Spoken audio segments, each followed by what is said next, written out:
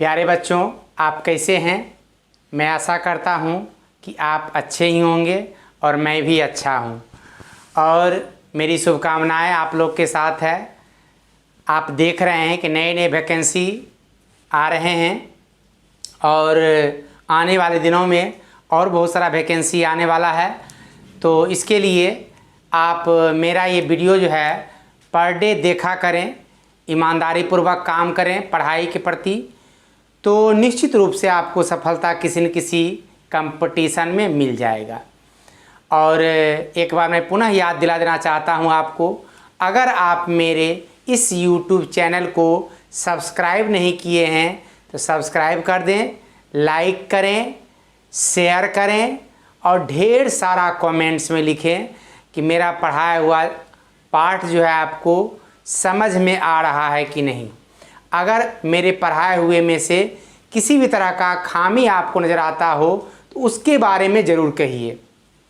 और आने वाले दिनों में मैं एक वीडियो आप लोग को YouTube पे दूंगा, भिन्न भिन्न तरह के एग्ज़ाम के बारे में, किस तरह से आपको स्ट्रेटजी तैयार करना है, एग्ज़ाम पे कैसे एग्ज़ाम का तैयारी करना है, इसके बारे में भी आपको मैं बताता रहूँगा। टाइम दर टाइम, समय समय पर वैकेंसी जिस तरह से आती रहेगी उसके बारे में बताता रहूँगा। तो आज हम जो है एक नए चैप्टर की ओर मूव करते हैं। हमारा आज का चैप्टर होगा truth word of the statement. इसका मतलब हुआ ट्रुथ वर्ड यानी सत्य शब्द, स्टेटमेंट के अकॉर्डिंग सत्य शब्द जो है आपको इस पे चुनना होता है। इसमें क्या होता है, एक सेंटेंस यानी स्टेटमेंट के रूप में दे देगा, उसके नीचे आपको 4 अलग अलग विकल्पों में एक एक शब्द दिया हुआ रहेगा। आपको स्टेटमेंट के लिए जो शब्द उपयुक्त हो उसे उत्तर के रूप में चुनना है। आप जब देखेंगे इसको तो आप कथन के लिए जो विकल्प का चारों शब्द रहेगा वो चारों शब्द आपको सही ही प्रतीत होगा, लगेगा करे ये तो सेंटेंस के लिए, कथन के लिए सही ही है। अब मैं इसमें किसको गलत करूं, किसको सही करूं, तो आपको इस बात का ध्यान रखना है इसमें कि जो स्टेटमेंट दिया हुआ है उस स्टेटमेंट के लिए एक ऐसा वर्ड जिसका अगर जो वर्ड अगर नहीं हो उस स्टेटमेंट के लिए तो वो स्टेटमेंट समझ लिए कि निर्जीव हो जाएगा, वो मृत के समान हो जाएगा, एकदम बेकार साबित हो जाएगा। कहने का मतलब यानी कि वो शब्द अगर ना रहे तो स्टेटमेंट का कोई भी औचित्य नहीं, कोई भी मूल्य नहीं, वो एकदम बेकार हो जाएगा। तो इस रूप में हम स्टेटमेंट के लिए शब्द को चुनने का प्रयास करेंगे और इसके लिए हम लोग एग्जाम्पल समझेंगे। और मैं पुनः आपको याद दिला देना चाहता हूँ, थोड़ा जोश भरना चाहता हूँ आप में, आपके अंदर, और एक कोटेशन शायरी से आपको,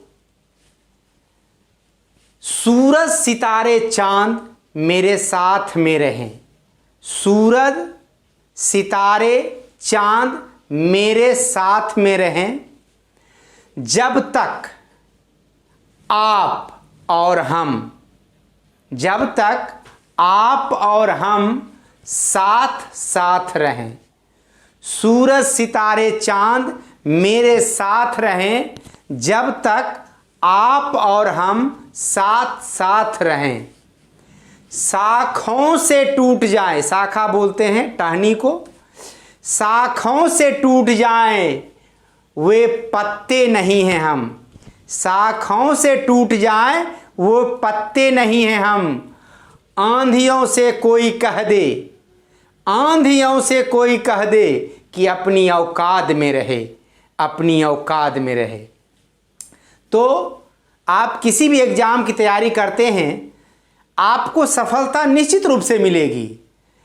और जो क्वेश्चन सेट करने वाले होते हैं, एग्जामिनर हो, आपकी उनमें उतनी कैपेसिटी नहीं कि आपके नॉलेज को परख सकें। आप अपनी नॉलेज को इतना ब्रॉड कर लें, इतना डेवलप्ड कर लें कि आपके नॉलेज के सामने उनका क्वेश्चन छोटा पड़ जाए और आप उस जॉब को पालें, compete कर जाएं। मेरी शुभकामनाएं सदैव आपके साथ है। आइए एक क्वेश्चन अब देखते हैं। यहाँ से 1 नंबर क्वेश्चन से अब देखिए, इस चैप्टर को समझने के लिए क्वेश्चन पे फोकस कीजिएगा। आप यहाँ पर एक क्वेश्चन दिया है, एक मानव में सदैव होना चाहिए, एक मानव में सदैव होना चाहिए। अब बताइए, मानव विकल्प दिया हुआ है हाथ, पैर, आँख, फेफड़ा। क्या मानव को हाथ नहीं होता है? क्या मानव को पैर नहीं होता है? क्या मानव को आँख नहीं होता है? क्या मानव को फेफड़ा नहीं होता? सारे कुछ होते हैं मानव के पास। लेकिन अगर हाथ, पैर और आँख ना भी रहे मानव को, तो वो मानव जिंदा रहेगा, उसके अंदर जीवन रहेगा, यानी वो मानव मानव कहलाएगा। लेकिन अगर फेफड़ा ना हो तो वह मानव मानव नहीं, वो मृत शरीर बन जाएगा, यानी कि वो मानव नहीं कहलाएगा। तो इसके लिए सबसे बड़ा इंपॉर्टेंस किसका हुआ? फेफड़ा का। तो मानव में सदैव क्या होना चाहिए? फेफड़ा। आंसर हो जाएगा फेफड़ा। अब आइए दूसरा नंबर क्वेश्चन देखते हैं। कहता है एक कार में सदैव होना चाहिए, एक कार में सदैव क्या होना चाहिए? अब देखिए, ड्राइवर है वो भी होना चाहिए, पहिया है वो भी होना चाहिए, डिक्की है वो भी होना चाहिए, ब्रेक है वो भी होना चाहिए। कार में ये चारों चीज होते हैं, लेकिन सदैव कौन होना चाहिए? हमेशा कौन होना चाहिए? ऑलवेज। ऑलवेज कार में ड्राइवर नहीं होते हैं। ऑलवेज कार में डिक्की हो भी सकते हैं, किसी किसी कार में डिक्की नहीं भी होते हैं।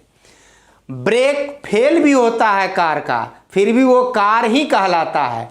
लेकिन अगर पहिया ना हो कार का सारा पहिया खोल कर रख दिया जाए तो वो स्लैश कहलाएगा, कार वो कार नहीं कहलाएगा, वो गाड़ी नहीं रहेगा। यानी कि इसके लिए सबसे इंपॉर्टेंस किसका हो गया? पहिया का। यानी एक कार में सदैव क्या होना चाहिए? पहिया, यानी चक्का। आइए तीसरा नंबर क्वेश्चन आपका जो है वो दिया हुआ, एक नदी में सदैव होना चाहिए। एक नदी यानी रिवर में हमेशा क्या होना चाहिए? ये निकालना। प्रवाह। प्रवाह बोलते हैं फ्लोइंग को। नदी का काम होता है फ्लो करना। द्वीप जल के बीच में जो होता है एक भूमि का पार्ट, उसको द्वीप बोलते हैं। रेत यानी बालू। जल, जल तो आप जानते हैं नदी में होता है। अब एक चीज देखिए, यहाँ पर जल पोखर में भी होता है, सागर में भी होता है, कुआं में भी होता है, लेकिन उसको आप नदी कहते हो क्या? नहीं कहते हैं। रेत नदी में होता है, लेकिन रेत के चलते नदी को नदी नहीं कहा जाता है। द्वीप भी नदी की, कुछ नदियों के बीच में द्वीप भी होते हैं, लेकिन द्वीप के चलते नदी को नदी नहीं कहा जाता है। लेकिन अगर नदी में प्रवाह यानी धारा, फ्लोइंग ना हो, नदी के पानी का काम निरंतर बहते रहना, निरंतर बहती हुई धारा को नदी कहा जाता है। अगर प्रवाह नहीं होगा नदी में तो वो नदी नदी नहीं कहलाएगा। तो इसके लिए सबसे बड़ा इंपॉर्टेंस किसका हो गया? प्रवाह का। यानी तीसरा नंबर क्वेश्चन का आंसर हो गया आपका प्रवाह। कोई कंफ्यूजन? किसी को भी कंफ्यूजन नहीं है ना? चलिए आइए 4 नंबर क्वेश्चन देखते हैं।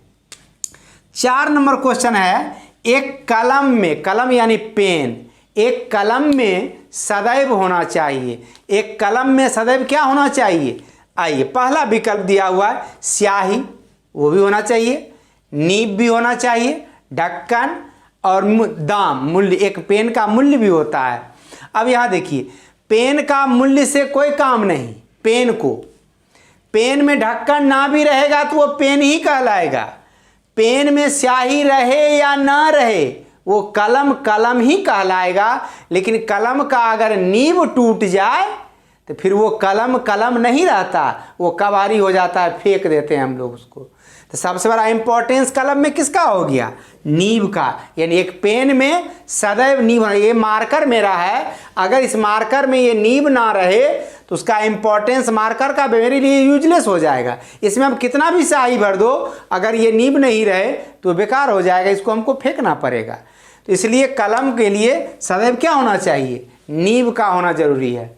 अब देखिए, यहाँ दिया है 5वां नंबर क्वेश्चन आपका है, एक पक्षी में सदैव होना चाहिए। आप अनूप जलोटा जी का गाना सुने होंगे, पक्षी पंख बिना, नारी पुरुष बिना। ये सब जो है अधूरा होता है। अगर पक्षी के पास पंख ना हो तो पक्षी पक्षी नहीं होगा। यानी पक्षी जो है, पक्षी नाम किसके कारण पड़ा?